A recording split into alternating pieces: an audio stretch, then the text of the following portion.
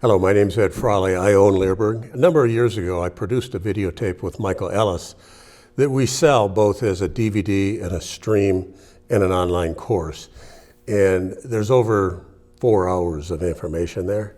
But I'm going to put some of the videos that we pull out of that 4 hours into YouTube so people can get a feel for the detail of work.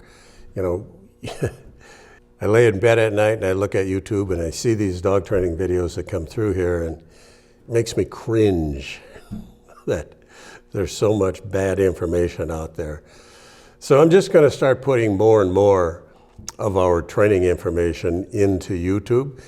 The option is always there. If you like what you see, you can come and get it, for most of it, in a DVD, a stream, or an online course format. Now this one is going to deal with the foundation of puppy bite work, and it's directed towards people that train dogs in IGP or the various ring sports. The specific videos I'm going to show you here are pre-teething bite work. There's a lecture, and then there's a demo of a young puppy owned by a friend of mine. So because this puppy belonged to a good friend of mine, I watched it as a puppy, as a young adult, as an adult, and as a senior dog. And it's always kind of cool because the dog is past now at, I think, 13. But you'll find it interesting. And we're going to continue to put more videos like this into YouTube, hopefully to help people understand the difference between good training and people that put videos on YouTube that they themselves need a lot more training. The pre-teething stage, the very first introduction to bite work, we have the puppy on a harness. So we want the puppy familiarized with the harness before we actually start doing bite work with a harness on the puppy. But we don't restrain the puppy or don't hold the puppy back. We're not doing online bite work in the initial sessions. So we'll demonstrate for you, but you'll see when we work a puppy in the beginning stages, we hold the puppy by the harness and then we just let the puppy go and we work the puppy free. And by working the puppy free, there's no lines, no restraint.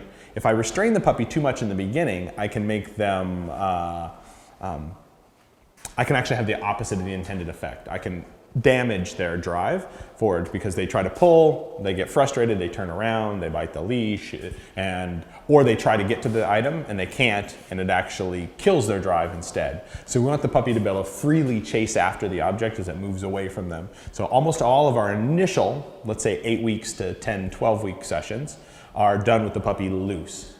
Now, if my puppy's very precocious and fired up, I'll start actually using a line on their harness and holding them back when they're young. But that kind of transitions and that works slowly. The other thing is you'll see when we work this puppy, we put a short little line on the harness, and even though the puppy's working freely, while I'm tugging with the puppy, I'll periodically reach down and grab that line that's on the harness and pull against it a little bit. And by doing that, I'm familiarizing the puppy with the sensation of back pressure while he's biting, without having the handler having to hold the line and do it. We can do that when we're playing free. One of the other things that you'll notice when we're working with the dogs is that we frequently put the equipment on a line when we're doing all of our initial work. So you saw the equipment we showed you earlier that had the leather rag on a line. Well, we'll frequently attach a light line to the sleeve as well. And we do this for multiple reasons. One of the reasons we do it is I can make this move more when it's on a line. I can whip it around and swing it side to side, so I can make a lot of prey movement and attraction out of the object, and I don't have to move as much, right? So one, it allows me not to have to run around that much, and two, it quiets my body and makes the actual item I want the dog to bite a target, and we have that prey motivation. The other thing it allows me to do is it allows me to keep the object alive in the dog's mouth when I let them have it. So as the puppy carries the object around, I have a line on it so I can make it come to life periodically in little bursts, which helps the puppy stay clamped down. So when we're working on teaching a puppy to carry and hold on to the equipment, having it on a line helps me do that. The other thing is if I have a puppy that we're working free and they're a little possessive, then they might want to run off with it. But if I have it on the end of a leash, they can't go away with it. And so I can let them have it and then kind of reel them back in and play with them again. Let them have it, reel them back in and play with them again. So we frequently, you'll see in the early stages, have lines on the equipment, whether it's on the small puppy sleeves or even on the leg sleeves and the bigger sleeves frequently. So hold them right there. and let him go. So when we work the puppy initially, he holds the puppy back while I get the puppy focused, and then as soon as the puppy's focused, he lets the puppy go, and I draw the puppy into the equipment. Then when he's biting the equipment, I'll keep it alive in his mouth, but I always kind of pull forward on the puppy's mouth to keep tension in the item that he's biting. I can touch him, put a little tension in it. Touch him, put a little tension in it. Touch him, put a little tension. Let him bite. Oh, he does. I let him have it, but then I bring it back to life again when I let him have it. So I can keep bringing him back to play with me. So he bites in, I touch his body. All this body touching is desensitizing, but it's also kind of diagnostic. I decide, what is this puppy like? Is he bothered by me touching him? Each of those pieces. Good puppy, huh? Go away. Oh. Hand down, opposition. Hand, opposition. Nice. Good boy. Oh, good boy. Good boy, huh? The line on the object also keeps him from running away. So I can let him have it, but he can't take off with it, and I can bring him back to play with me again. So, good boy, huh? The other thing I can do is I can let the item go dead for a second and then bring it back to life again, which keeps the puppy interested in biting something that isn't moving. One of the harder things we have to do. We want the dogs to want to hold on to something that isn't necessarily moving. Good puppy, huh? Good boy, huh? There we go.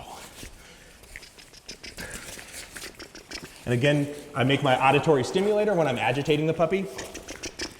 And that way the puppy associates that sound with bite work, so later on, if I need to stimulate the puppy, I can. Good boy. Good, perfect. Oh yeah, hold on. Bring him back here. So, the other thing we can do while we're playing with the puppy, let him go. While we're playing with the puppy is as I'm tugging with him, I can reach down and grab this and I can pull against him and then I can go again, right? It gets the puppy used to back pressure. I pull and then we go again. Oh, good boy. You can take him with that, perfect.